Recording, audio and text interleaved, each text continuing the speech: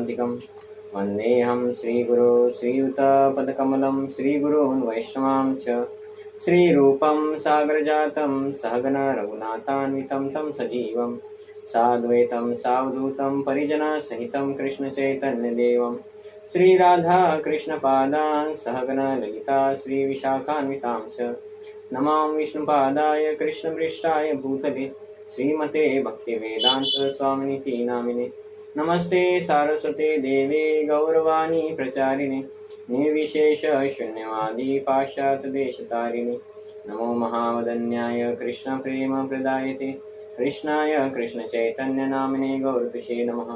हे कृष्णा करुणा सिंधु दीनबंधु जगतपते गोपेश गोपिका कांत राधा कांत नमोस्तुते तप्त कांचन गौरांगी राधे वृंदावनेश्वरी वृषभानुसुते देवी प्रणमामि हरिप्रिये वाञ्छाकल्पतरुभ्यश्च कृपा सिन्धुभ्यैव च पतितानां पावनेभ्यो वैष्णवेभ्यो नमो नमः। जय श्री कृष्ण चैतन्य प्रभु नित्यानंद श्री अद्वैत गदाधर श्रीवासादि गौर भक्तवृंद हरे कृष्णा कृष्णा कृष्णा हरे हरे हरे राम राम राम हरे हरे।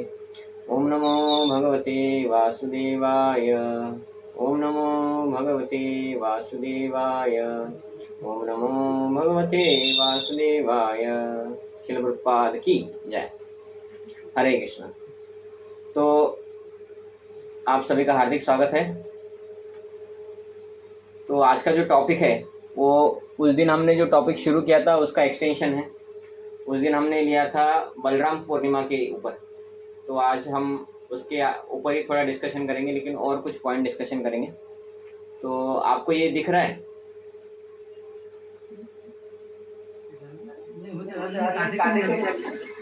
प्रकाश कारेटकर गुरुजी, प्रकाश कारेटकर गुरुजी, तुमचा आवाज बंद कर सर। आवाज तो आवाज येते इकडे। हाँ, तो ये दिख रहा है आपको? हे दिसत तुम्हाला? हाँ ठीक है। तो अभी सोमवार को बलराम पूर्णिमा है, बलराम जी का जन्मदिन है, इसलिए उसके बारे में हम थोड़ा कुछ पढ़ते हैं। तो जैसे कि हमारा जो संस्था का नाम ही है कृष्ण भावनामृत संघ।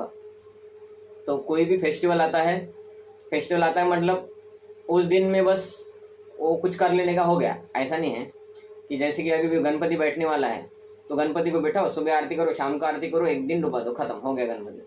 ऐसा नहीं, उनके बारे में लीला सुनेंगे तब भावना बढ़ेगा ना। भावना का अर्थ क्या होता है? अभी हमें गणपति बिठाते हम, है ना, हमारे घर में भी बिठाते हैं, बचपन से बिठाते आ रहे हैं, लेकिन गणपति का इतना ये नहीं है हमारे मन में कि जब गणपति नहीं बैठे तब हम गणपति का दर्शन नहीं करेंगे। उनके बारे में हमें भावना नहीं कि गणपति हमारा कितना भला किया है। वैसे भगवान कृष्ण है, तो हमारा संस्था कृष्ण भावना मतलब भगवान कैसे भगवान है ये समझना, और हमारे लिए भगवान ने क्या किया ये समझना, और अभी हमें क्या करना है ये समझना, है ना। तो इसको बोलते तत्व। तो कोई भी फेस्टिवल आता है तो उससे रिलेटेड जो तत्व होता है वो सुनना चाहिए। अगर वो सुनते हैं तो हमारा भावना जागरूक होता है वो डेटिस के लिए। जैसे जन्माष्टमी तो जन्माष्टमी के बारे में सुनेंगे, भगवान कृष्ण के जन्म के बारे में। बलराम पूर्णिमा है तो बलराम पूर्णिमा के बारे में। एकादशी है तो एकादशी, कल एकादशी है तो एकादशी के बारे में सुनना चाहिए। अगर पहले ही उस फेस्टिवल के बारे में हम सुनते हैं तो फेस्टिवल के बारे में हमारा जो रिस्पेक्ट है वो बढ़ता है, इनडायरेक्टली हमारा भावना बढ़ता है भगवान के प्रति। तो जो भी सुनना है वो भगवान के बारे में सुनना है। जैसे आज 15 अगस्त है, बराबर है, तो अभी आज लोग करेंगे सफेद कपड़े पहनेंगे, बोलेंगे ए मेरे वतन के लोगों, है ना, एक ही दिन और फिर बाद में पता नहीं क्या हुआ, है ना, झंडा किधर है वो भी पता नहीं हमको। भारत का नाम रोशन हो रहा है नहीं हो रहा है हमको कुछ लेना देना है, हम हमारी वजह से भारत का नाम खराब हो रहा है उसको भी हमको लेना देना नहीं है। तो ये क्या हुआ? ये ड्राई भावना हो गया। इसको भावना ही नहीं बोलते। भावना क्या है कि हम भगवान के भक्त हैं, इसको पहचानो और भगवान का सेवा कैसा करना है वो जानो, इसको बोलते तत्व। तो जो भी फेस्टिवल आता है उससे पहले हमें उनके बारे में सुनना चाहिए, तब जाके उनके बारे में रिस्पेक्ट आएगा ना, नहीं तो क्या है ऐसे हो जाएगा। तो ये हमने उस दिन भी देखा था, सर्वावतारी कृष्ण स्वयं भगवान ताहर द्वितीय देह श्री बलराम। तो भगवान कृष्ण स्वयं भगवान है। भागवतम में भी सुखदेव गोस्वामी स्वयं बोलते हैं कि एतेचा अंश कलापुंसम कृष्णस्तु भगवान स्वयं। ये पहले स्कंद में क्लियर कर देते कि भगवान कौन है। इतने सारे अवतारों का अभी तक जो मैंने वर्णन किया ये सब अवतार कृष्ण के है, विष्णु के नहीं है, ऐसा भागवतम के पहले स्कंद में ही बोल दिया है सुखदेव गोस्वामी ने। फिर भी बहुत सारे लोग भागवतम नहीं पढ़ते, टीवी पे देखते हैं, सभी अवतार विष्णु से है ना, विष्णु के 10 अवतार है ऐसा बोलते हैं। इसके अलावा हमारे एक आचार्य है जो जिनका नाम है जयदेव गोस्वामी, तो जयदेव गोस्वामी में भी एक लिखा है, उसको बोलते हैं जगन्नाथ, क्या बोलते हैं उसको, शीत कमल कुछ मंडल है गाते ना, उसको क्या बोलते हैं, मैं नाम भूल गया, मैं बताते तो उन्होंने ही एक और लिखा है दशावतार स्तोत्र, और दशावतार स्तोत्र में 10 अवतार का गायन, 10 अवतार स्तोत्र। तो बोलते केशव धृता नरहरि रूपा जय देव जगदीश हरे, कि नरहरि रूपा कौन है, केशव, कृष्ण ही नरहरि बन के आते हैं। केशव धृता मीन शरीरा, मीन मतलब मत्स्य, कि केशव कृष्ण ही मत्स्य बन के आते हैं, है ना। तो स्वयं भगवान कृष्ण ही स्वयं भगवान है। और यदा यदा हि धर्मस्य ग्लानिर्भवति भारत अभ्युत्थानम् अधर्मस्य तदात्मानं सृजामि अहम, कृष्ण बोलते कि मैं अवतार लेता हूँ। तो 3 रीजन बताए मैंने। एक भागवतम, क्योंकि भागवतम सर्वसम्मत शास्त्र है, सभी कैटेगरी के लोग इसको मान्य करते हैं। उसमें पहले स्कंद में ही सुखदेव गोस्वामी बोलते कि एते च अंश कलापुंसम कृष्णस्तु भगवान स्वयं, भगवान कृष्ण ही सभी अवतारों के स्रोत है। दूसरा ये बोला मैंने, केशव धृता नरहरि रूपा, केशव धृता वामन रूपा, केशव धृता बुद्ध शरीरा, केशव धृता नरसिंह रूपा, केशव कृष्ण ही अवतार लेते हैं। और तीसरा क्या है, भगवद गीता में स्वयं भगवान बोलते हैं यदा यदा धर्मस्य सृजामि अहम, मैं ही अवतार लेता हूँ। और इधर चौथा है ना, स्वयं भगवान कृष्ण ही भगवान है। और उन्हीं का है ताहार द्वितीय देह श्री बलराम, उन्हीं का क्या है, द्वितीय देह है। भगवान बलराम कौन है, कृष्ण के ही है। कौन, अवतार, लेकिन अवतार भी नहीं है, द्वितीय देह। अवतार बाद में आते हैं या अवतार और नीचे आते हैं, लेकिन द्वितीय देह मतलब क्या होता है कि भगवान कृष्ण के बाद पहला अवतार बलराम है, बाद में बाकी क्या होता है ना। ठीक है, बस अवतार नहीं, एक स्वरूप दोनों एक ही स्वरूप है, अवतार भी नहीं है, एक ही है बोलते, मतलब 100% कृष्ण भगवान है, तो बलराम जी भी 100% है। परम पूज्य लोकनाथ सिंह महाराज बोलते कि बलराम जी 98% भगवान है, और बाकी सब जो अवतार है वो बलराम से भी नीचे आते हैं। बलराम जी के अंदर 64 गुण है जो कृष्ण के अंदर है, और बाकी सब अवतारों में जो विष्णु है, विष्णु के अवतार में 60 गुण है, मतलब अवतारों से भी ऊपर वर्णन आता है भगवान बलराम का, इसलिए वो भी भगवान है। तो कृष्ण और बलराम एक ही है, भिन्न स्वरूप काय है ना, लेकिन उनका स्वरूप, उनका शरीर बस अलग है ना। और काय मतलब कृष्ण काले है और बलराम जी गोरे हैं। आद्य काय व्यू, ये पहला अवतार है भगवान कृष्ण का। कृष्ण लीलार सहाय, कृष्णा की लीला में सहायता करने के लिए आए हैं। और ये डायग्राम था, उस दिन में बनाया नहीं था इसलिए दिखाया नहीं था, है ना। तो अवतार का कैसा होता है, तो भगवान कृष्ण से सभी अवतार आते हैं। अभी मैंने बताया ना, सभी शास्त्रों में वही दिखा है। भगवान स्वयं बोलते हैं मत्तः परतरम न अन्यत्, भगवद गीता में बोलते हैं कि भगवान कृष्ण के ऊपर और कोई नहीं है, इसलिए कृष्ण के ऊपर कोई नहीं है जिनसे कृष्ण आए हैं। कृष्ण की बात सब है, अहम सर्वस्व प्रभो, मेरे से सब आता है, ये भी भगवद गीता का श्लोक है। तो भागवतम भगवद गीता पढ़ेंगे तो डायरेक्ट क्लियर होता है भगवान कौन है। भगवान कृष्ण 6वें अध्याय 7वें अध्याय में बोलते मत्तः परतरम न अन्यत्, भगवान कृष्ण किसी से आए नहीं है, उनके ऊपर कोई नहीं है, इसलिए भगवान कृष्ण सबसे ऊपर है। अहम सर्वस्व प्रभु, सब कुछ मुझसे आता है, भगवान 10वें अध्याय के 8वें श्लोक में बोलते हैं अहम सर्वस्व प्रभु मत्तः सर्वं प्रवर्तते इति मत्वा भजन्ते माम बुधा भाव समझ लो, कि अगर आप सही में बुद्धिमान व्यक्ति हो तो मेरा भजन करो, क्योंकि मैं सबका स्रोत हूँ। तो भगवान कृष्ण से ही, भगवान कृष्ण का ये राइट हैंड हो गया। आपको ये डायग्राम दिख रहा है? Yes Prabhu ji. Okay, so in between I will ask you, आपको दिख रहा है कि दिख रहा है, तो आप थोड़ा माइक ऑन करके बताते रहिए, क्योंकि ये टेक्नोलॉजी कब धोखा देंगे और बंद पड़ जाएंगे मुझे समझ में नहीं आएगा, है ना। तो बाद में आप बंद कर लीजिए माइक। तो ये कृष्ण के राइट हैंड से आए हैं बलराम, और कृष्ण के लेफ्ट हैंड से आई है राधा रानी।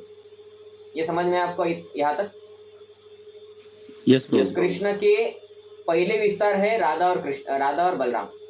तो राधा रानी भगवान को आनंद देने के लिए और भगवान की सेवा करने के लिए, सेम भगवान बलराम भी कृष्ण जैसे ही है, 100% या 98% भगवान, लेकिन बलराम जी भी भगवान कृष्ण का सेवा करने के लिए आते हैं, क्योंकि भगवान बस कृष्ण है, ऐसा उनका बोलना है।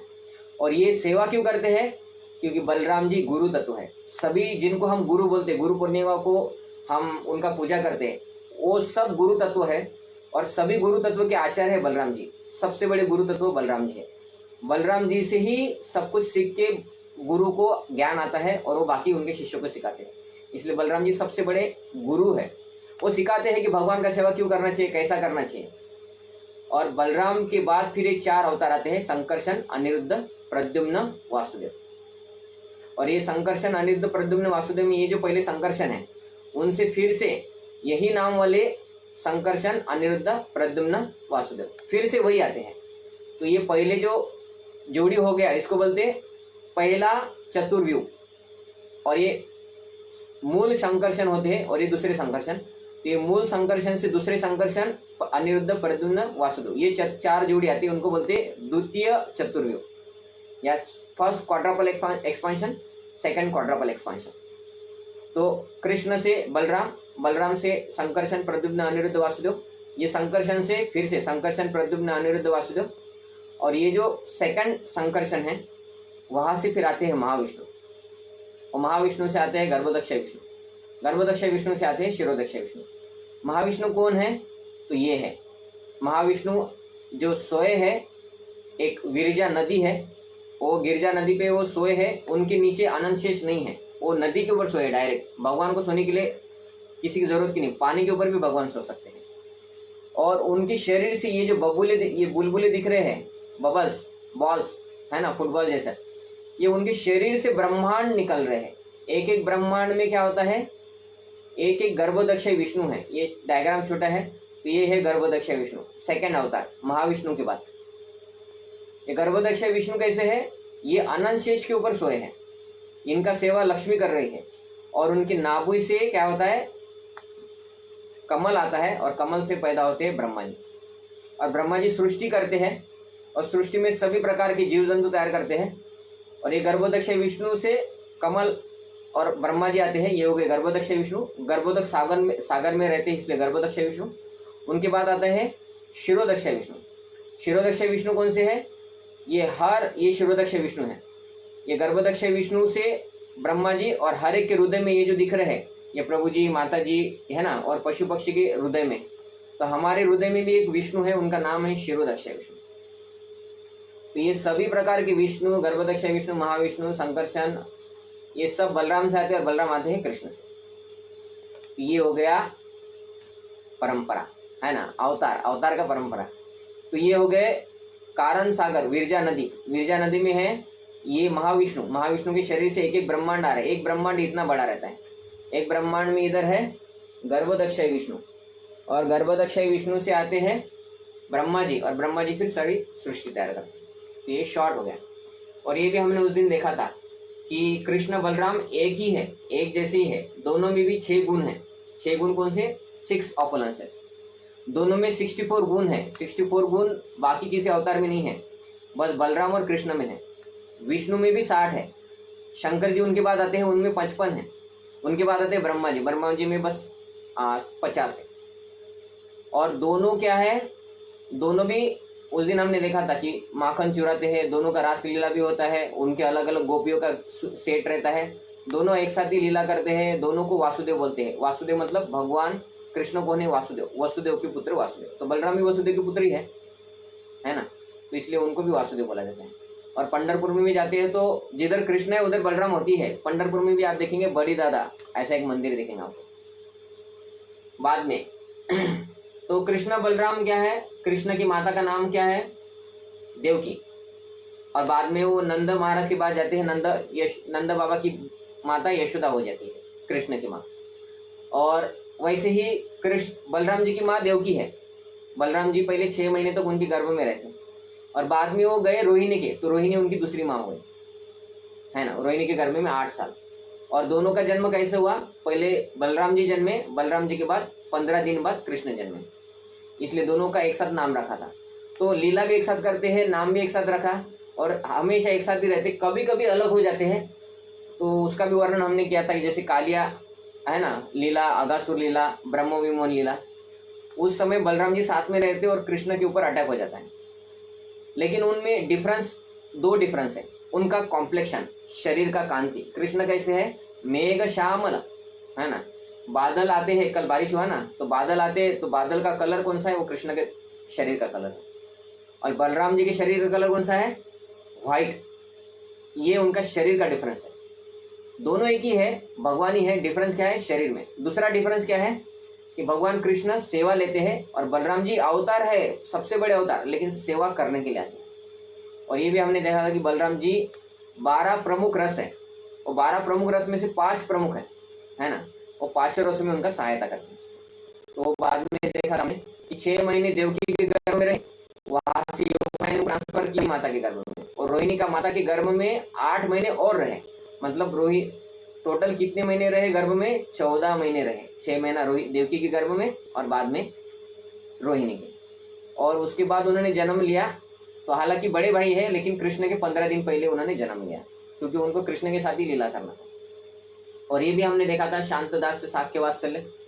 एक बताना भूल गया मैं, आप वो गूगल मीट यूज करते ना, तो आपके मोबाइल का रोटेशन ऑन कर दीजिए। रोटेशन ऑन करके फोन हॉरिजॉन्टल कर दीजिए, थोड़ा जूम बड़ा हो जाएगा।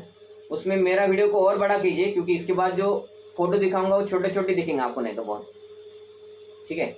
तो हॉरिजॉन्टल कीजिए ऑन, और मेरा जो आपको ये पीपीटी दिख रहा होगा उसके नीचे स्क्वायर होगा, उस स्क्वायर को दबाइए तो फुल स्क्रीन हो जाएगा, तो आपको और देखेंगे, क्योंकि इसके बाद बहुत छोटा छोटा दिखता है। तो ये देखा था हमने कि बलराम जी 5 ही रसों में सेवा करते हैं, शांतदास, साख्य, वात्सल्य और माधुर्य। तो पहला शांत रस। तो ये सभी जो वस्तु हम भगवान की सेवा में यूज करते हैं, भगवान की पादुकाएं, मृदंग, करताल, बांसुरी, भगवान को जो गार्लैंड पहनाते हैं, माइक, भगवान का धाम, व्यासासन, सब बलराम जी उसमें घुस के भगवान का सेवा करना है करके शांत रस में सेवा करते हैं। दास्य रस। दास्य रस क्या है कि मैं भगवान का दास हूँ, उस रूप में सेवा करना। तो दास्य रस में भगवान बलराम बड़े हैं, लेकिन कृष्ण का भी पाव दबाते हैं कि मेरा भाई थक गया होगा तो दबाते। ये दास भावना है, पाव दबाना, है ना। भगवान कृष्ण का कभी कभी हाथ नहीं पहुंचता है, मटके ऊपर रहते, तो बलराम जी बोलते मैं तुमको मदद करूंगा, बलराम जी बोलते तुम मेरे ऊपर चढ़ जाओ। तो ये भी दास भावना है ना। ये आनंद शेष भी बलराम ही है कि मेरे भाई को, मेरे भगवान को सोने का है तो एक नरम बेड होना चाहिए, स्लीप वेल कंपनी से भी और महंगा। तो ये आनंद शेष है। वो कोई अमीर व्यक्ति भी ऐसा बेड पे नहीं सोता है, और बस भगवान कृष्ण ही सोते हैं विष्णु रूप में। तो ये आनंद शेष जो है ये भी कृष्ण ही है ना। इसके अलावा भगवान बलराम लक्ष्मण बन के आते हैं, राम लक्ष्मण सीता में। राम जी को वनवास होता है, माता सीता भी वनवास ले लेती है, और लक्ष्मण बोलते हैं कि आपको वनवास है और मैं राज्य करूंगा, ये तो हो ही नहीं सकता, मैं भी वनवासी बनता हूँ। और हर समय वनवास में सहायता करते हैं, भगवान का सेवा करते हैं। वनवास किस लिए लिया, चलो पिकनिक करेंगे, नहीं चलो सेवा करेंगे, दास भावना। और उधर क्या सेवा किया, 14 साल भगवान अभी ये राजमहल में स्लीप वेल जैसा महंगी गादी के ऊपर भगवान सोते थे, और अभी क्या है कि अभी कुशाग्रास के ऊपर भगवान सोते हैं। और ऐसे हालत में भगवान सो रहे और मैं सो, ये तो हो ही नहीं सकता, मैं 14 साल सोऊंगा ही नहीं। अभी ये व्रत लिया था उन्होंने, है ना, 14 साल बिल्कुल सोए नहीं। और भगवान लक्ष्मण राम जी को बोलते थे नहीं ये ऐसा करो, राम जी बोलते थे नहीं मैं मर्यादा पुरुषोत्तम हूँ, ये नीति के हिसाब से ऐसा ही करना है, तुम चुप रहो। तो वो बोलते थे अरे ये भगवान बलराम ज़्यादा ही, ये भगवान राम बन के आए हैं और ज़्यादा ही मर्यादा का पालन कर रहे हैं, मुझे सेवा नहीं करने देते, उनके लिए जो अच्छा है वो करने देते। देखो अगले जन्म में मैं बड़ा भाई बन के आऊँगा और भगवान का सेवा करूँगा, क्योंकि अभी छोटा भाई हूँ तो भगवान का सुनना पड़ता है और सेवा भी उनके हिसाब से करना पड़ता है। अगले जन्म में बड़ा भाई बन के आऊँगा और फिर मैं बोलूँगा वैसा सेवा करूँगा, है ना। पाँव दबाना है तो पाँव दबाऊंगा, उनको बोलूँगा मेरे ऊपर चढ़ कृष्णा, तो चढ़ना ही पड़ेगा भगवान को। तो फिर नेक्स्ट जन्म में भगवान बलराम बड़े भाई बन के आते हैं, इस जन्म में छोटे बने थे राम भगवान। और उसके बाद ये त्रेता युग, ये द्वापर युग और ये कलयुग। कलयुग में भगवान बन के आए, कौन बन के आए, गौरांग महाप्रभु। तो बोले गौरांग महाप्रभु बन के आए, भगवान का सेवा तो करना पड़ेगा, तो मैं नित्यानंद प्रभु बन के आता हूँ। तो बलराम जी ही नित्यानंद प्रभु बन के आए थे, है ना। तो ऐसे हर रूप में भगवान के साथ भगवान बलराम अवतार लेते हैं और दास्य भावना में सेवा करते हैं। उसके बाद साख्य रस, कि भगवान कृष्ण है ना, ये कृष्ण है, ये बलराम है, बलराम के हाथ में ये हल है देखो, है ना। और व्हाइट मोरपंख रहता है, कृष्णा का मोरपंख रहता है डायरेक्ट, है ना, ग्रीनिश कलर। तो कृष्ण बलराम क्या है, सखा जैसे भी खेलते थे, कि मेरा दोस्त जैसा मेरा भाई है ना। दो भाई करीबन एक एज के होते तो सखा जैसे खेलते हैं, एक ही मैच में खेलते हैं, है ना। एक दूसरे का मजाक उड़ाते हैं, एक दूसरे का टांग भी खींचते हैं। तो ऐसा साख्य रस में भी भगवान कृष्ण का सेवा करते हैं बलराम जी। उनका मजाक उड़ाते हैं, उनको बोलते हैं कि अरे तू कृष्ण है लेकिन तू यशोदा का बेटा नहीं है। यशोदा वसुदेव यशोदा देव नंद बाबा दोनों गोरे हैं, तू काला है, तुमको बाजार से खरीद के लेके आए। और सभी उनके जो ग्वाल बाल रहते हंसते, ऐसा भगवान का किंगल भी उड़ाते हैं। तो ये साख्य रूप में भगवान का सेवा करते हैं। वात्सल्य रूप में भगवान के ऊपर कुछ संकट आता है तो उनको बोलते तुमने ऐसा क्यों किया, देखो माता ने तुमको बांध दिया ना, तुमको कितने बार बोला माखन मत चुराया करो। और अपने घर में तो बिल्कुल नहीं चुराना चाहिए, है ना। दूसरे घर में भाग जाएंगे, अपने घर में कैसे भागेंगे, माता तो पकड़ लेती है ना। देखो तुमको बांध दिया ना, अब अगले बार से ऐसा मत करना। ऐसे कभी कभी डांट के भी समझाते भगवान बलराम जी। और यह है आगे माधुर्य रस, 5वां रस कि दास्य, साख्य, वात्सल्य, और कौन सा हो गया, शांत, दास्य, साख्य और वात्सल्य, 4 हो गए। और ये 5वां है माधुर्य। माधुर्य मतलब कि भगवान कृष्ण की रास लीला में सहायता करना। कैसा, गोपियों जैसा। अभी भगवान बलराम तो गोपी नहीं है, तो फिर बनना पड़ेगा ना, गोपी भी बनना पड़ेगा, स्त्री का रूप धारण करना पड़ेगा। तो भगवान कृष्ण का रास लीला में सहायता करने के लिए उधर बस स्त्री को ही परमिशन है, तो भगवान बलराम अनंग मंजरी बन जाते हैं। तो राधा रानी की छोटी बहन है अनंग मंजरी, तो भगवान कृष्ण अनंग मंजरी भी बन जाते हैं। तो भगवान कृष्ण का माधुर्य रस में भी तो सेवा करना पड़ेगा ना। तो ये जो मंजरी है, ये मंजरी राधा कृष्ण के माधुर्य रस में उनका सेवा करते हैं। तो ऐसे है, ये हो गया गुरु तत्व। गुरु तत्व मतलब क्या है, वो हमको समझाते हैं कि भगवान का सेवा कैसा करना है, हर तरफ से भगवान का सेवा करना है। ये गुरु तत्व है बलराम। वो खुद अलग अलग रस में अवतार लेके भगवान कृष्ण का सेवा करते हैं, और हमको सिखा रहे हैं कि भगवान का सेवा हमें करना ही है। मैं खुद भगवान हूँ लेकिन भगवान कृष्ण का सेवा करता हूँ। तो हम तो भगवान भी नहीं है, हम तो सादे व्यक्ति है ना। हमको तो समझ भी नहीं आता कि कब हमारे शरीर में क्या हो रहा है, हमारे शरीर में समझ नहीं आता है, बाहर का तो छोड़ दो, है ना। कितना सांस दिन में लिया, कितना मन में ख्याल आया, है ना, क्या खाया तो पचा कि नहीं पचा, अभी बाहर आएगा कि नहीं आएगा ये भी पता नहीं। क्लियर, संडास करने जाएंगे तो संडास आएगा कि नहीं, पेट साफ होगा कि नहीं वो भी पता नहीं हमको। भगवान बलराम होने के बाद भी सब पता है, फिर भी सेवा कर रहे भगवान का, हमको सिखाने के लिए। ये है गुरु तत्व, इसलिए बलराम सबसे बड़े गुरु है।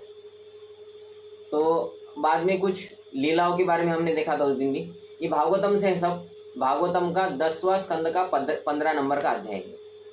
कि एक राक्षस था, इससे पहले अलग अलग राक्षसों का वध किया है कृष्णा ने, बलराम ने नहीं किया। ये पहले असुर है, बलराम जी उनका वध कर रहे हैं। First demon killed by Balram जी।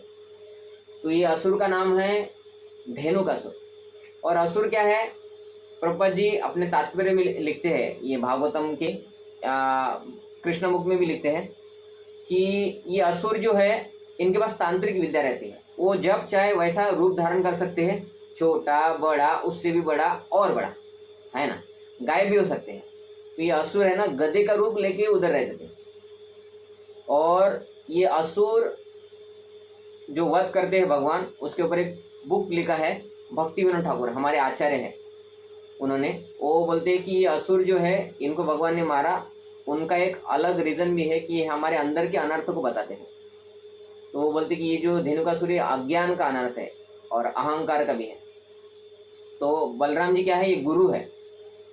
बलराम जी आते हैं और ये असुर का विनाश करते हैं। मतलब क्या है कि गुरु, बलराम जी गुरु है ना, तो गुरु आते हैं और हमारे अंदर का अज्ञान का विनाश करते हैं। ओम अज्ञान तिमिरंधस्य, कि तुम शरीर नहीं हो, तुम आत्मा हो, भगवान का दास हो, भगवान की सेवा में लगो, है ना।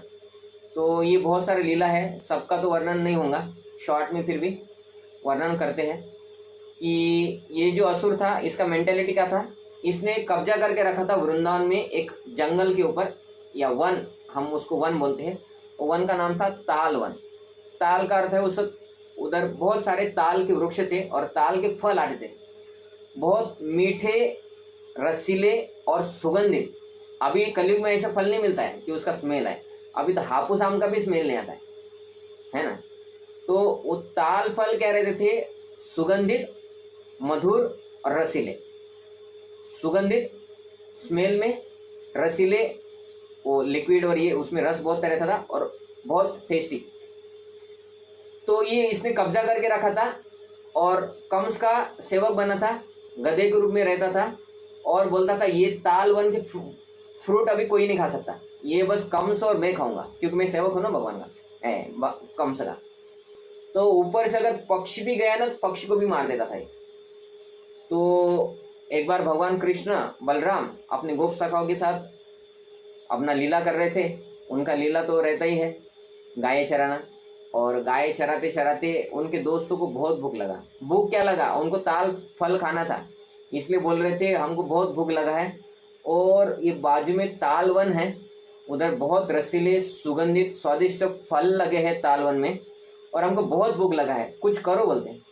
तो बोलते चलो खा लेंगे।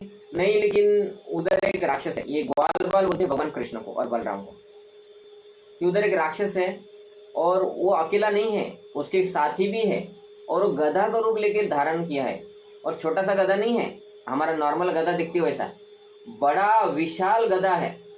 और उनके साथी वो भी एक विशाल विशाल गधे बन के उधर रहते हैं और उधर से ऊपर से पक्षी भी गया तो उसको मार देते हैं। किसी को अलाउड नहीं है वृक्ष खाने का, वृक्ष का फल खाने का, वो कब्जा करके बैठा है।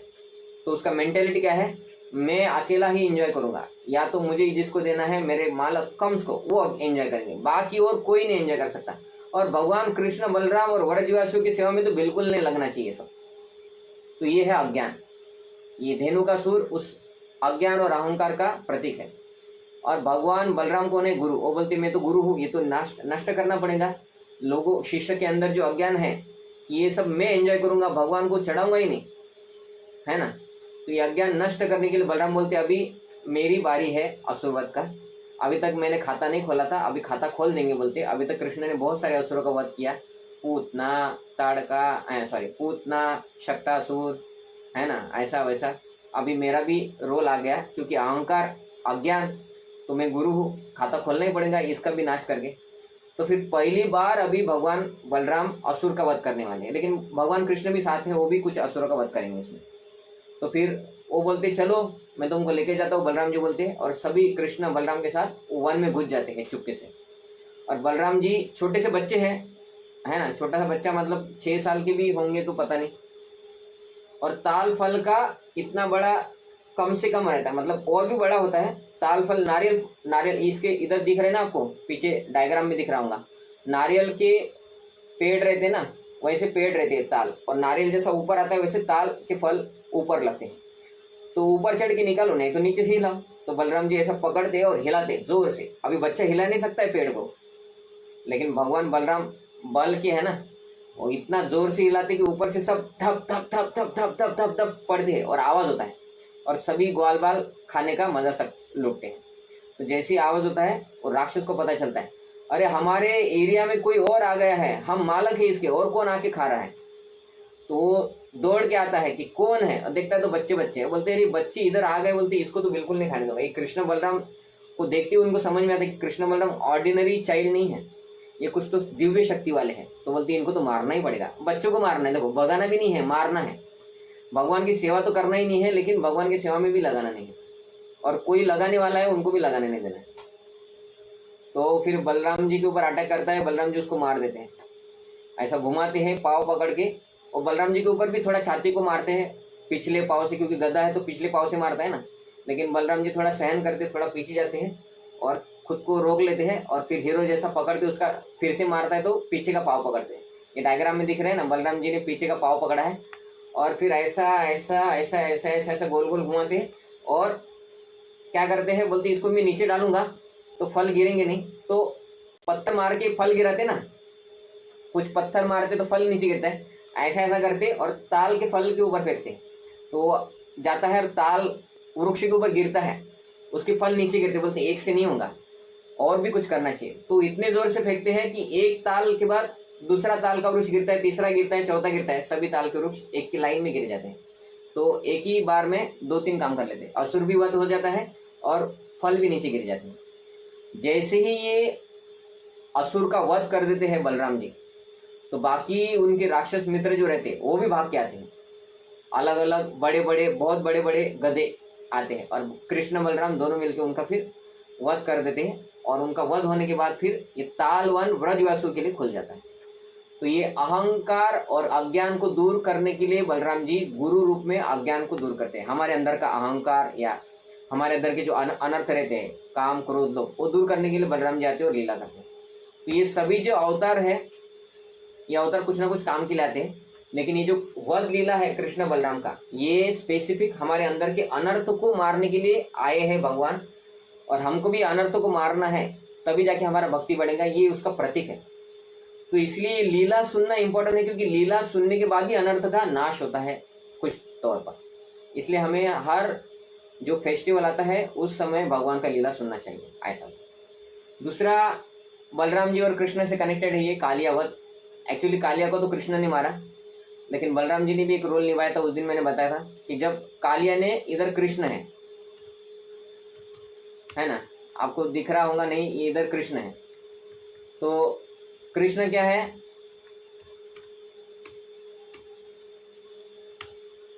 किधर गया, ये कृष्ण को कालिया ने पकड़ लिया। अभी कृष्ण को कालिया पकड़ नहीं सकता, ये इधर है, लेकिन कृष्ण को कालिया पकड़ नहीं सकता, लेकिन भगवान की लीला है और सबको पता चलता है। तो सभी ग्वाल वाले आते हैं, अरे हमारे कृष्ण को पकड़ लिया, बचाना पड़ेगा बोलते हैं।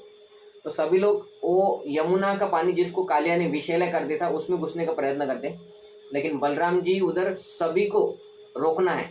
तो बलराम जी उस लीला में क्या करते हैं, जितने ब्रजवासी है उतना अवतार धारण करते हैं और सभी ब्रजवासियों को ऐसा रोकते हैं, पानी के अंदर नहीं जाने देते। तो ये बलराम जी से कनेक्टेड है, इसलिए बताया। दूसरा डीमन, उधर डीमन को मारा नहीं था, राक्षस को मारा नहीं था। दूसरा राक्षस जो मारा भगवान ने वो है प्रलंबासुर। ये प्रलंबासुर भी क्या करता है, ये ढोंग करता है, कृष्ण बलराम के ग्रुप में घुस जाता है ग्वालबान बन के। तो ये ढोंग का प्रतीक है कि मैं भी बहुत बड़ा भक्त हूँ, ऐसा करके घुस जाएगा और खुद का स्वार्थ हासिल करेगा भक्ति में भी, है ना। तो ये ढोंग करके घुस जाता है, ग्वालबाल का एक रूप लेता है। हाँ, वो बताना रह गया ना कि मैं बोल रहा था, प्रभुपाद जी कृष्ण बुक और भागवत गीता में बोलते हैं, भागवत में बोलते हैं कि ये राक्षस जो रहते हैं उनके पास तांत्रिक विद्या रहता है, और तांत्रिक विद्या से क्या करते हैं, वो जो चाहिए वो रूप धारण करते, जो चाहिए वो निकालते हैं। तो प्रभुपाद जी ये बोलने के बाद बोलते हैं कि ये विशेष नहीं है, किसी व्यक्ति के पास तांत्र विद्या है और वो अपने हाथ से जादू कर रहा है, राख निकल रहा है, किसी का बीमारी दूर कर रहा है, किसी को बच्चे नहीं हो रहे तो बच्चे पैदा कर रहा है, ये तो राक्षस लोगों के पास भी रहता था बोलते, इसलिए वो भगवान नहीं होते। वो लोग जो तांत्र विद्या दिखा के कुछ ना कुछ करते वो भगवान नहीं हो सकते, ये तो राक्षस के पास भी रहता है। तो ये जो राक्षस है प्रलंबासुर, ये ग्वाल बाल का रूप धारण करके आया था। पहला राक्षस क्या था, गधे का रूप धारण किया था। तो ये ढोंग का प्रतीक है प्रलंबासुर। तो प्रलंबासुर छोटा बच्चा बन के आता है और कृष्ण बलराम के ग्रुप में घुसता है और उनके साथ खेलना शुरू करता है। और मौका पाके क्या करता है, बलराम जी को बोलते तुम मेरे कंधे के बैठ जाओ, तुमका सवारी कराऊंगा।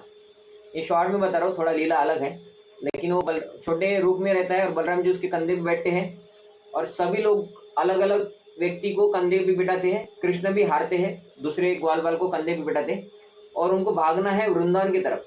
लेकिन ये प्रलंबासुर नाम का राक्षस बलराम जी को बिठा के क्या करता है, मथुरा की तरफ भागता है। कंस मथुरा में रहता है ना, मथुरा की तरफ भागता है। तो बलराम जी बोलते हैं, अरे तुम नए हो क्या, तुमको पता नहीं क्या वृंदावन की तरफ भागना था, ये मथुरा की तरफ क्यों भाग रहे हो, हाँ तुमको समझ में नहीं आ रहा क्या। तो बोलते तुमको समझ में नहीं आ रहा कि मैं कौन हूँ। और वो बड़ा रूप धारण करता है, बोलते तुमको अभी मार दूंगा, तुमको मार दूंगा तो कृष्ण अपने आप मर जाएगा, क्योंकि बहुत सारे राक्षस है कृष्ण को मार नहीं सके, तो मैं भी मार नहीं सकूंगा, लेकिन तुमको मार दूंगा और तुम्हारे वीरा में कृष्ण वीक हो जाएंगे, वो भी मर जाएगा। तो ऐसा इसका प्लान था। तो प्रलंबासुर जैसे ही बड़ा रूप धारण करते हैं तो बलराम जी उसको मारते हैं और एक ही बुक्की में उसका काम तमाम करते हैं। तो इतना बल है बलराम जी के पास। बलराम जी ज़्यादा नाटक वाटक नहीं करते, ज़्यादा लीला नहीं करते, है ना, कि वो पिक्चर में दिखाते कि हीरो है, उसको लग रहा है वो गिरता है, ये करता है वो। बलराम जी बोलते इतना नाटक नहीं करना है, धड़का, है ना, एक मुट्ठी ऐसा करते हैं और वो राक्षस को मारते हैं। वो इतना पहाड़ जैसा राक्षस, कितना किलोमीटर ऊंचा, बस बलराम जी का एक गुद्दा खाता है, जगह पे ही मर जाता है। तो ये ढोंग करके आया था। तो हमारे अंदर का अहंकार नाश करते हैं गुरु, हमारे ढोंग की प्रवृत्ति का। हमारे अंदर भी बहुत ढोंग करने की प्रवृत्ति थी, हम भी बहुत अच्छे व्यक्ति है ना, बाहर से दिखाएंगे और फिर बाद में क्या करेंगे, फिर बाद में कपट करेंगे, कुछ तो फायदा करके लेंगे, किसी का नुकसान करेंगे। ये ढोंग को बलराम जी गुरु बन के मारते हैं। तो ये बलराम का लीला है।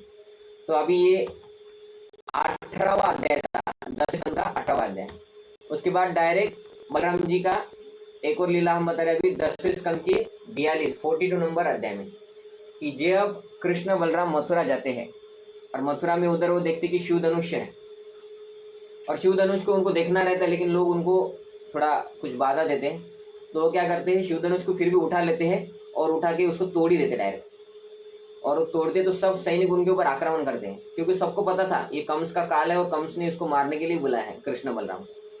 तो सब उनके ऊपर आक्रमण करते, लेकिन कृष्ण बलराम उसी धनुष के 2 टुकड़ों को लेकर सबको वध कर देते, सबको मार देते। दूसरी बार फिर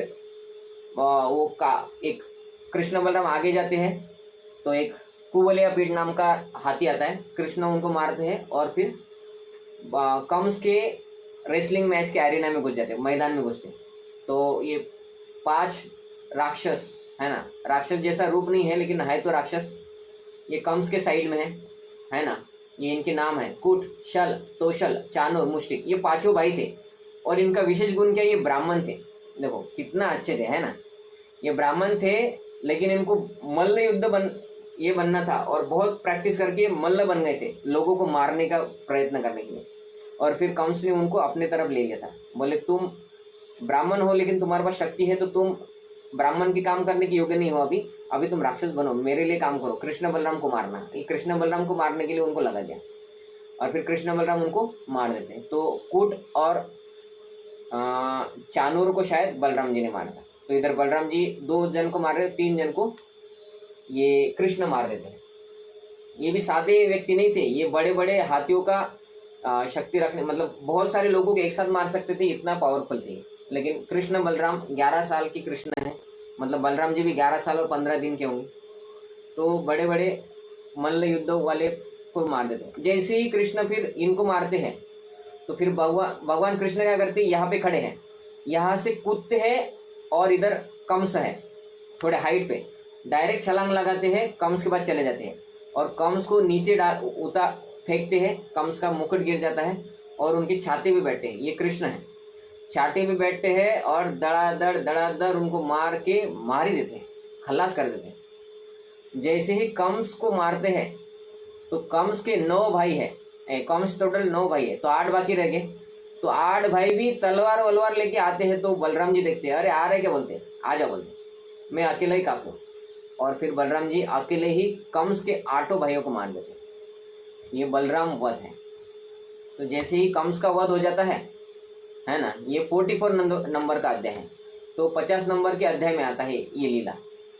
जैसे ही कंस का वध होता है तो कंस की 2 बीवियां हैं जो जरासंध की पुत्री है, दोनों विधवा हो गई।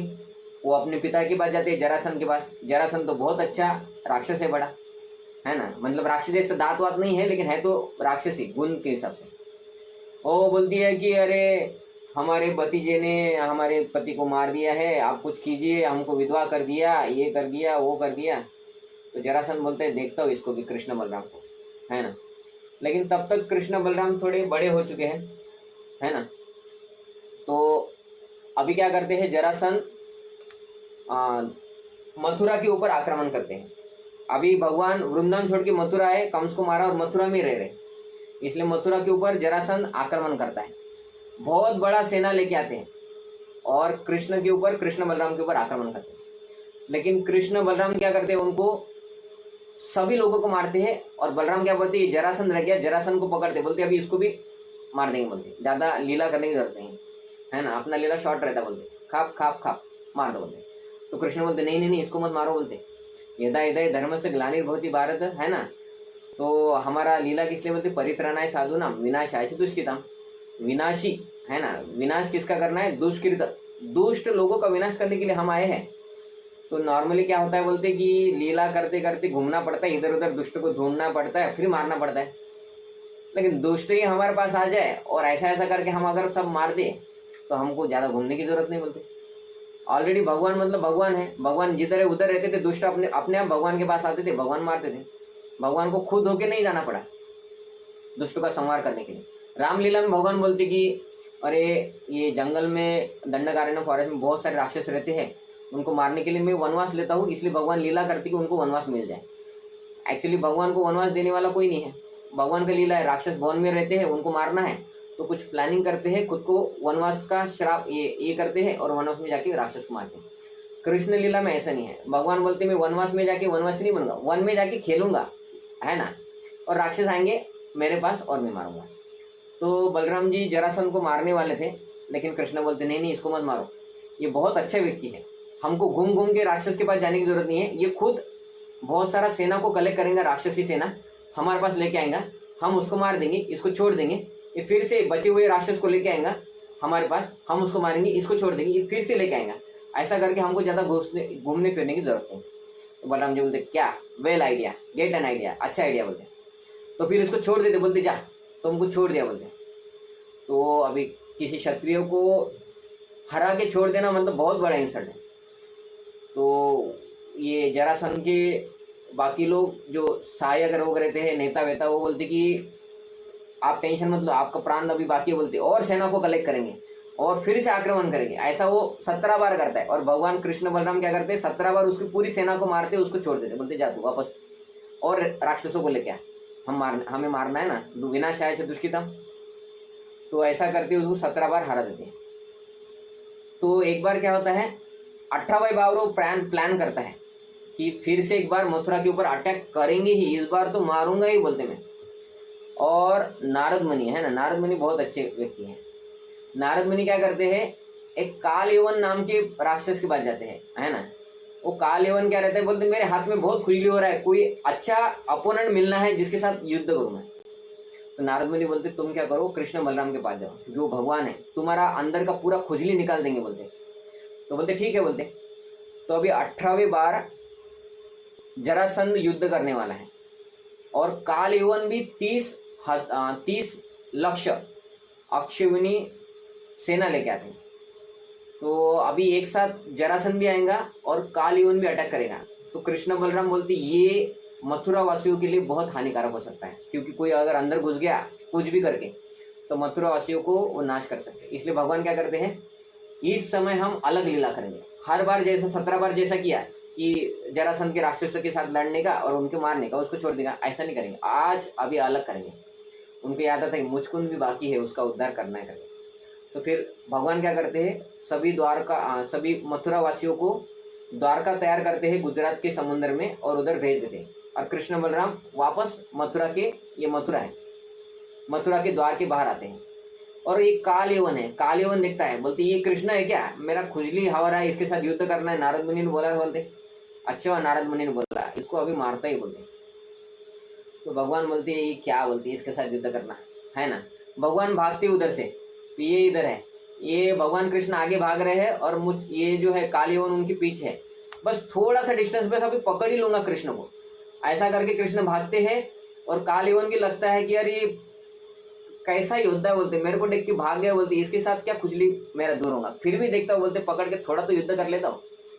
तो उनके पीछे भागते हैं। भगवान कृष्ण फिर मुचकुंद के पास जाते हैं, उधर छुप जाते हैं और ये आके मुचकुंद को लात मारता है। मुचकुंद उनको जला के भस्म कर देते हैं। ये थोड़ा शॉर्ट में कर रहे हैं क्योंकि अभी टाइम हो गया है। और फिर उसके बाद मुचकुंद को भगवान कुछ वर देते हैं और उधर से निकल के फिर से द्वारका में आते हैं। तो ये लीला, मुचकुंद का उद्धार हो गया, भगवान ने मुचकुंद को दर्शन दे दिया। बलराम जी अभी भी मथुरा में ही है क्योंकि अभी तक उधर जरासंध नहीं आया था। तो भगवान कृष्ण मुचकुंद का उद्धार करके वो कालयवन को मुचकुंद मार देते हैं और भगवान कृष्ण फिर से मथुरा के गेट पे आ जाते हैं बलराम के पास। और उधर जब जैसे भगवान कृष्ण आते हैं तो जरासंध 18वें बार आता है कि अभी तो तुम देख ही बोलते कृष्ण बलराम, तुमको इस बार 18वें बार तो मैं मार दूंगा, 17 बार तो हार गया मैं, लेकिन अभी तुम देखो बोलते। तो 18वें बार क्या होता है, कृष्ण बलराम बोलते यार बार बार क्या युद्ध करना, अभी और कुछ लीला करेंगे। दोनों में भाग जाते हैं। पहले कृष्ण भाग गए थे कालयवन के पहले, है ना, कालयवन आया था। अभी कृष्ण बलराम दोनों भागते। देखो बोलते ये हारने वाले इसलिए भाग रहे बोलते। तो जरासंध पीछे पीछे भागते और कृष्ण बलराम आगे आगे। बहुत कितने तो भी 1000 किलोमीटर भागने के बाद कृष्ण बलराम थकते नहीं है, लेकिन वो नाटक करते अभी थक गए बोलते। थक गए तो क्या करेंगे, हम बैठ जाएंगे ना, कुछ पानी पियेंगे, रेस्ट करेंगे। बोले थक गए, बोलते ये पर्वत है, बोलते ये पर्वत कितना ऊंचा है, 11 योजन हाइट। 1 योजन मतलब 12 किलोमीटर, 12 गुनेला 11 कितना होता है, उतना किलोमीटर ऊंचा पर्वत पे चढ़ते। थकने के बाद कोई चढ़ता है इतना ऊंचा? ये भगवान है, दोनों भी भगवान है, दोनों चढ़ जाते हैं कि इतना ऊपर। अभी में हम भाग गए और हमारे पीछे जरासंध भागा है, वो भी थक गए, हम सेना थक होगी, और जरासंध सेना पूरा थक जाता है। बोलते महाराज अभी पर्वत के ऊपर भी चढ़ना है क्या? बोलते इतना चलने के बाद बोलते, तो बोलते जाओ ढूंढो। बोलते महाराज क्या ऊपर ढूंढना? तो बोलते नहीं ढूंढो। बोलते तो ये थोड़ा ऊपर चढ़ लेते हैं, ढूंढे, बोलते नहीं मिल रहा है महाराज, क्या करें? बोलते और ऊपर जाओ। बोलते और किधर ऊपर जाए, ऊपर ऑक्सीजन कम हो जाएगा, सेना ऑलरेडी थकी हुई है, मर जाएंगे। बोलते ठीक है। बोलते नीचे आ जाओ, नीचे से पूरा आग लगा दो, क्योंकि ऊपर होंगे तो आग लग के चढ़ ऊपर जाएंगे, वो दोनों मर जाएंगे। तो ये कितना, करीबन 90 माइल्स है ना। 90 माइल्स को अगर 90 किलोमीटर भी पकड़ो तो कितना होता है, लेकिन 90 माइल्स मतलब 90 × 1.6, करीबन 150 किलोमीटर ऊंचा पर्वत। उसके ऊपर कृष्ण बलराम चढ़े हैं, नीचे से आग लगा दिया जरासंध ने। और एक कॉर्नर में ये इधर धुआं दिख रहा है ना, धुआं आग है, उधर से कृष्ण बलराम क्या करते हैं, ऊपर से छलांग लगाते हैं। 150 किलोमीटर ऊंचे से छलांग लगाते हैं नीचे दोनों भी जमीन पे, और फिर चल के द्वारका चले जाते हैं। तो नॉर्मल व्यक्ति कर सकता है, हजारों किलोमीटर पहले चलना, 150 किलोमीटर ऊपर चढ़ना और ऊपर से छलांग लगाना, कोई कर सकता है? पैराशूट से नहीं, पैराशूट वाला भी 150 किलोमीटर से ऊपर नहीं कर सकता। तो ये है भगवान। तो इसके बाद ये लीला है। ये अध्याय था 52, 10वें स्कंद का 52 अध्याय, 10वें स्कंद का 53 अध्याय। ये लीला होने के बाद ही भगवान बोलते अभी शादी का समय हो गया, पहले बलराम का विवाह कर देते हैं, है ना, क्योंकि मैं छोटा भाई हूँ, बड़े भाई के बाद ही शादी करना है। तो बलराम का विवाह हो जाता है। बलराम की वाइफ का नाम है रेवती, है ना। तो रेवती बहुत ऊंची रहती है, क्योंकि रेवती शायद त्रेता युग की रहती है, और त्रेता युग के बाद द्वापर युग आता है तो हाइट कम हो जाता है, या सत्ययुग की रहती है, तो उनका अलग लीला है। तो बलराम क्या करते हैं, उनके कंधे पे हल लगाते हैं और नीचे खींचते हैं, और रेवती जो पहले युग की ऊंची औरत थी, बलराम जी के थोड़ा कंधे से थोड़ा नीचे करते, बलराम बोलते अभी शादी कर सकते हैं, और शादी कर लेते। फिर कृष्ण बोलते अभी बड़े भाई का शादी हो गया, अभी हम भी शादी कर लेते थोड़ा, है ना। हमको तो वैसे 16,108 करना है, बड़े भाई का जितना भी हो हमारा 16,108 करना है, तो पहला एक ओपनिंग तो करना पड़ेगा। तो फिर उनको आता है रुक्मिणी का लव लेटर, और फिर भगवान जाते हैं द्वारका से किधर, कौंडिन्यपुर, अमरावती के पास, महाराष्ट्र में आते, द्वारका से, गुजरात से, और रुक्मिणी का हरण करते हैं। और उनके पीछे बलराम जी भी आते हैं उनका रक्षा करने के लिए। और फिर ये रुक्मिणी का हरण करते, तो रुक्मिणी का भाई है रुक्मी, ये भगवान कृष्ण के ऊपर अटैक करता है। भगवान कृष्ण क्या करते हैं, उनको हरा देते हैं और उनको बांधते हैं, और उनको मारने ही वाले रहते कृष्ण। तो बलराम जी क्या बोलते हैं, अरे ये तुम्हारा अभी साला हो गया, तुमने रुक्मिणी का हरण किया, उसके साथ शादी करोगे तुम, ये साला हो गया ना, साले का थोड़ी मारते हैं, इसको छोड़ दो बोलते। तो बलराम जी के कहने पर कृष्ण क्या करते हैं, इसका आधा मुंडन करते हैं, आधा मूछ उतारते हैं, है ना, और थोड़ा मार वार के भेज देते हैं। ठीक है बोलते, तुमको जीवन दान दिया बलराम जी के कहने, तो बलराम जी की वजह से उनको जीवन दान दे दिया। और ये 52 अध्याय है ना, बलराम जी की वजह से रुक्मिणी का भाई रुक्मी बच गया। और 52 के बाद ये 61 अध्याय है। ये अभी बड़े हो गए हैं, कृष्ण बलराम बड़े हो गए, उनके पोते भी हो गए। तो क्या होता है, कृष्ण के पोते के साथ ये रुक्मी है, अभी वही रुक्मी जिसको बलराम ने, कृष्ण मारने वाले थे और बलराम ने छोड़ दिया था। तो ये रुक्मी के पोती का शादी रुक्मी करता है कृष्ण के पोते के साथ, अनिरुद्ध के साथ। और उस शादी में वो क्या करता है, बलराम जी का इंसल्ट करता है, वो मैच में, गैम्बलिंग मैच में। तो बलराम जी को बहुत गुस्सा आता है। बलराम जी बोलते, तेरे को उस दिन तो बचा दिया था मेरे भाई की शादी में, अभी भाई के पोते की शादी में तेरा तो दी एंड ही कर देते हैं। बलराम जी क्या करते हैं, ये उठाते उनका गदा, और उधर ही शादी में ही, ये पीछे देखो इधर कृष्ण और रुक्मिणी है, कृष्ण और रुक्मिणी का पोता है प्रद्युम्न, उनकी शादी में ही दुल्हन के दादाजी को ही बलराम जी गुस्से में मार देते हैं। और बाकी लोग जो रहते हैं उनके ऊपर हंसते रहते हैं, उनको भी किसी का दांत तोड़ते हैं। एक कंक नाम के राज्य का राजा रहता है, उनके दांत तोड़ते हैं। बाकी लोग रहते हैं उनको भी पकड़ पकड़ के हाथ तोड़ेंगे, पाँव तोड़ेंगे, सबको कुछ ना कुछ करते हैं।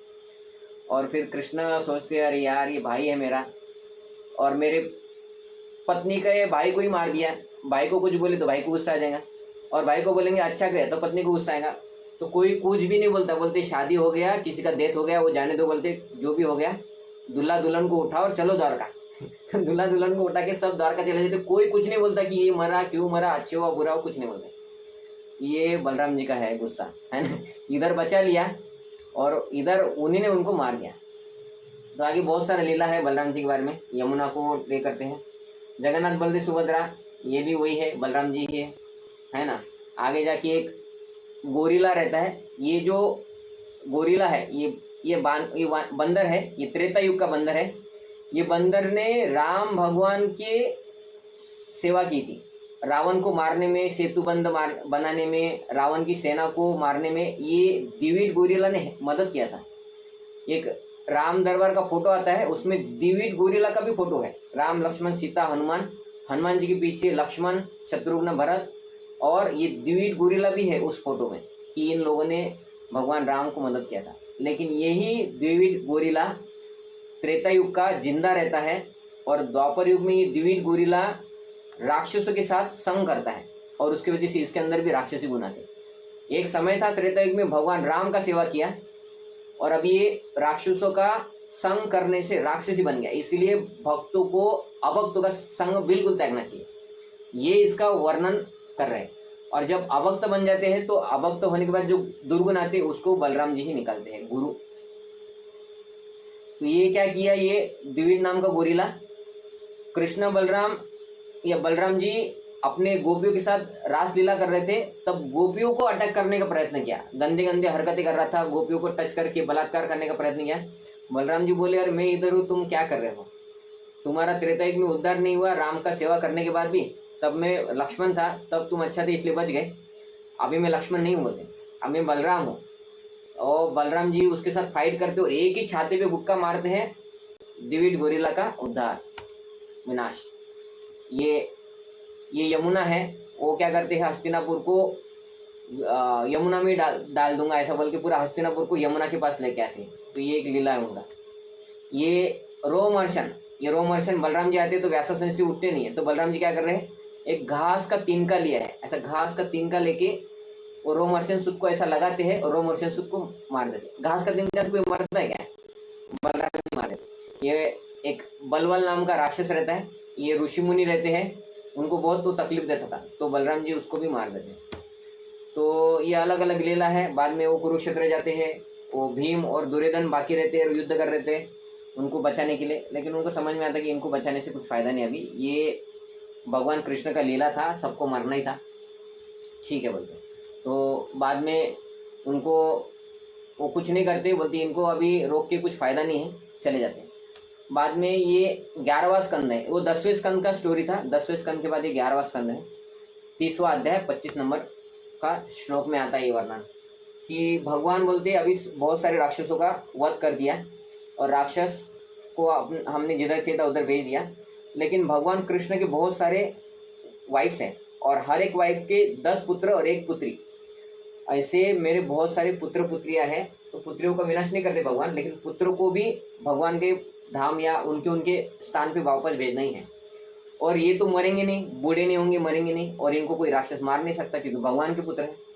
तो इनको मैं ही लीला करके एक श्राप देता हूँ और उनको श्राप मिलता है कि तुम्हारा यदुकुल पूरा नाश हो जाएगा मुसल से।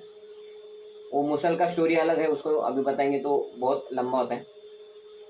तो फिर वो मुसल को बारीक करके समुद्र में बहाते हैं और समुद्र में बहते बहते प्रभास नाम के क्षेत्र में आते हैं। उधर वो मुसल के दाने से क्या बनता है, घास बनती है। वो घास बहुत मजबूत घास रहती हो, और ये सब लोग इनको जो श्राप मिला था वो भी प्रभास क्षेत्र जाते हैं, उधर यज्ञ वज्ञ करते हैं। उधर रात को एक राइस रहता है, वो पानी में भिगा के रखते हैं, उसका एक द्रव्य बनता है, हमारे भाषा में दारू बोलते हैं लेकिन वो अलग रहता है, वो नहीं बोलते। वो सब उसको पीते हैं और उनके अंदर बहुत है ना ऐसा होता है, थोड़ा नशा चढ़ता है। और ये भगवान की लीला है, वो एक दूसरे के साथ थोड़ा बातचीत करते हैं, बातचीत में फाइटिंग शुरू होता है, इतना फाइटिंग शुरू होता है कि झगड़ा करते हैं।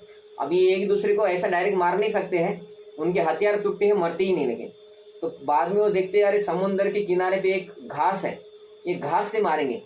वो घास क्या था, वो श्राप था, वो मुसल सभी यदुओं का नाश होगा। वो घास को उठाते हैं, ऐसा जैसे वो घास को ऐसा उठाते हैं, वो घास, हरा भरा घास एक लोहे के रॉड में कन्वर्ट होता है। और बोलते ये तो अजूबा है। एक तो वो बाकी सब लोग भी उठाते उसको, बोलते ये तो लोहा तैयार हो रहा है, हमारे असर काम नहीं कर रहे, भी इससे मारेंगे एक दूसरे को। वो सब लोग वो घास को उठाते, उसका लोहे का रॉड तैयार हो जाता जैसे उठाते, क्योंकि उसी से उनका वध होने वाला था। ये भगवान कृष्ण का प्लानिंग था, कोई श्राप नहीं दे सकता है भगवान कृष्ण के वंश को। और सब लोग फाइटिंग करके एक दूसरे को मारते रहते। भगवान देखते अरे हमारा वंश पूरा अभी नाश हो रहा है, लेकिन कुछ तो बचेंगे ना बाद में एक दूसरे को मारते हुए। तो भगवान कृष्ण बलराम उसके अंदर घुस जाते, सब लोग बोलते रुको रुको रुको, मारो मत मारो मत। वो बोलती ये कृष्ण बलराम हमारे दादाजी क्या हमारे बीच में आ रहे, उनको भी मारो, है ना, दारू पिए हुए रहते हैं। तो भगवान का लीला रहता है, इसलिए वो माया की वजह से ऐसा सोचते हैं, नहीं तो भगवान के अपोजिट तो किसी का सोचना भी नहीं हो सकता। तो भगवान कृष्ण के ऊपर भी अटैक करते, बलराम जी के ऊपर अटैक करते। भगवान कृष्ण बलराम भी उधर वो घास का एक टुकड़ा उठाते और रॉड में कन्वर्ट होता है और सबको मार देते। अपने ही वंश को खुद ही नाश करते, पहले श्राप से करते हुए बाद में बच्चे हुए को खुद करते। फिर ये सब होने के बाद बलराम जी बोलते अभी हमारा लीला का अंत हो गया, हमको असुरों को विनाश करना था और हमारी लीला में जितने भी लोग आए थे उनको अपने धाम में वापस भेजना था, क्योंकि भौतिक जगत में नहीं रखते भगवान अपने भक्तों को, भौतिक जगत दुखालय है, बोलते उनको भेज दिया। अभी हम दोनों बाकी है, हमारे लीला का हो गया बोलते अंत। अभी बलराम जी क्या करते, समुद्र के किनारे जाके समाधि अवस्था में अपना शरीर छोड़ देते। कुछ शास्त्रों में ऐसा वर्णन आता है जिसका ये फोटो है कि बलराम जी के मुख से एक अनंत शेष बाहर निकला और समुद्र के किनारे, सोमनाथ में है ये जगह, सोमनाथ है ना उधर गुजरात में है सोमनाथ, शंकर जी का मंदिर है। तो उधर समुद्र में ये बलराम जी के मुख से अनंत शेष निकलता है और समुद्र में चला जाता है और बलराम जी गायब हो जाते हैं। बलराम जी का ये हो गया डिसअपरेंस, आविर्भाव हुआ था और डिसअपरेंस। और बलराम जी के डिसअपरेंस के बाद भगवान कृष्ण बोलते अभी सभी लोग चले गए, अभी मैं भी जाता हूँ अपने धाम। बलराम जी एक पिंपल के वृक्ष के नीचे बैठते हैं, एक जो हंटर शिकारी को एक माइंड में डालते हैं कि तुम शिकार करो, भगवान कृष्ण के पाँव को लगता है।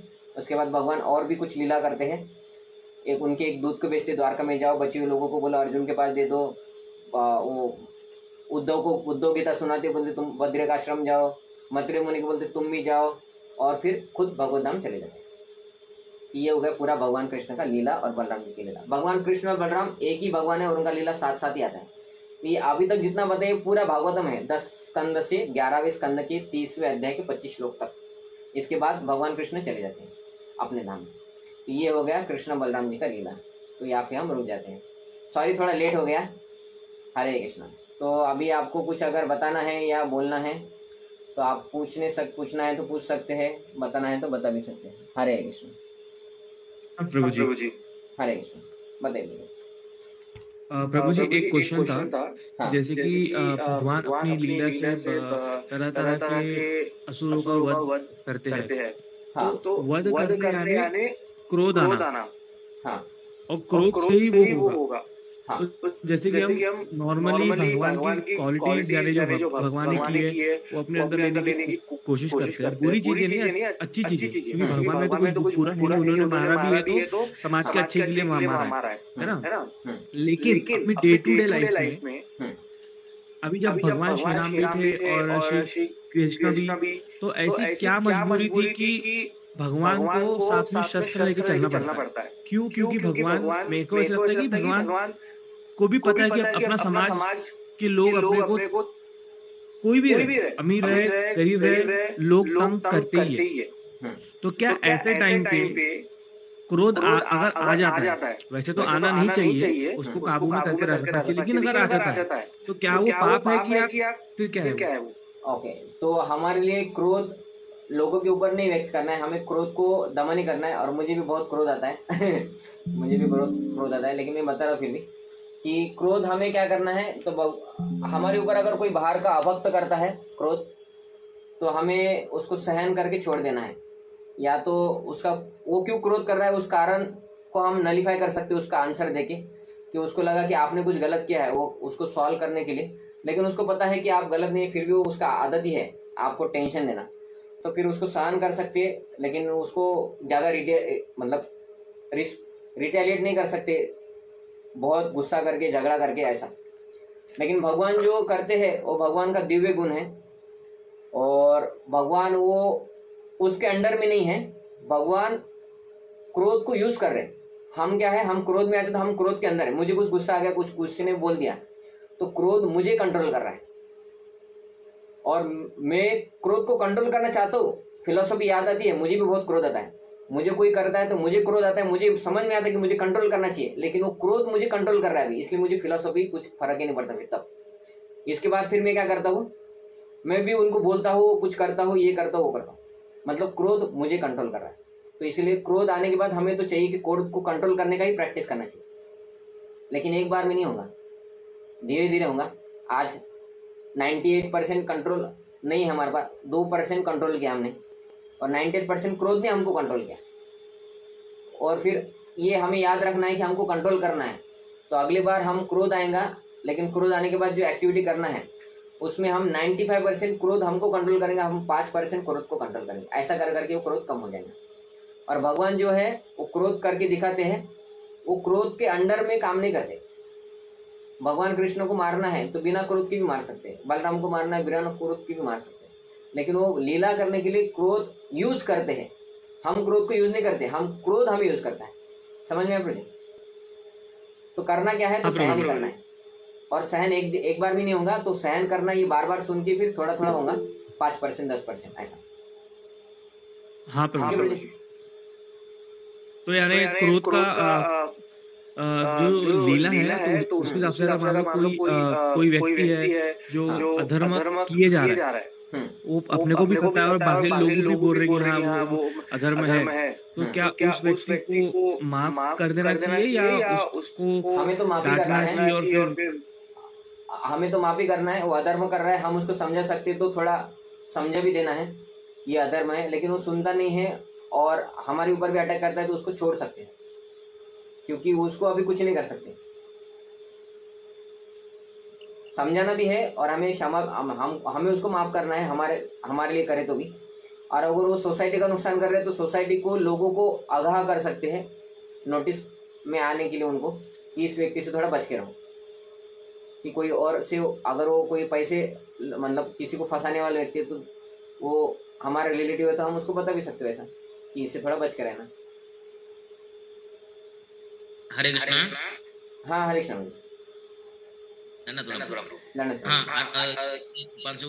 एक्चुअली क्रोध अपने आप में बुरा नहीं है। क्रोध भी नहीं क्या एक कंस्ट्रक्टिव वे में होता है। जैसे माता पिता अपने बच्चों के ऊपर क्रोध करते हैं तो बुरा थोड़ी है। तो वैसे ही नहीं क्या भगवान का जो क्रोध है वो सबको, आप उनके तो सब बच्चे ही हैं, तो जब भगवान क्रोध करते हैं तो उन लोगों का उद्धार होता है। मतलब भगवान का किसी के ऊपर आशीर्वाद देना और क्रोध करना दोनों एक ही समान है। जैसे माता अपने बच्चों को दूध पिलाती है और कभी करेले का जूस पिलाती है, दोनों के समय प्रेम एक ही है। उसी प्रकार में क्या भगवान का जो क्रोध है वो जीव के प्रति जो है वो जितना प्रेम देते, जितना क्रोध देने से भी उतना ही उनका उद्धार होता है। इसलिए क्रोध अपने आप में बुरा नहीं है। तो हम लोगों का जो क्रोध है वो ऐसा नहीं कि हम क्रोध करते हैं तो किसी उद्धार होता है। अगर किसी का उद्धार है तो वो क्रोध अच्छा है। जैसे सपोज पकड़ लो कि कोई आतंकवादी आया और हम बोलेंगे कि एक गोली मार के तो हम दूसरा दिखाने के लिए बचेंगे नहीं ना। तो वहां पे नहीं, क्रोध दिखा के लोगों को मारना आवश्यक है। तो अहिंसा अपनी जगह पे है, लेकिन जहाँ जरूरत पड़े वहाँ पे क्रोध भी दिखाना आवश्यक है। हरे कृष्ण। हरे कृष्ण। ठीक है ना। तो अभी किसी का प्रश्न नहीं होगा तो हम इधर रुक जाते फिर। ठीक है। ग्रंथराज श्रीमद् भागवतम की जय। जगतगुरु श्रील प्रभुपाद की जय। श्री बलराम की जय। हरे कृष्ण। जय जय हरे कृष्ण।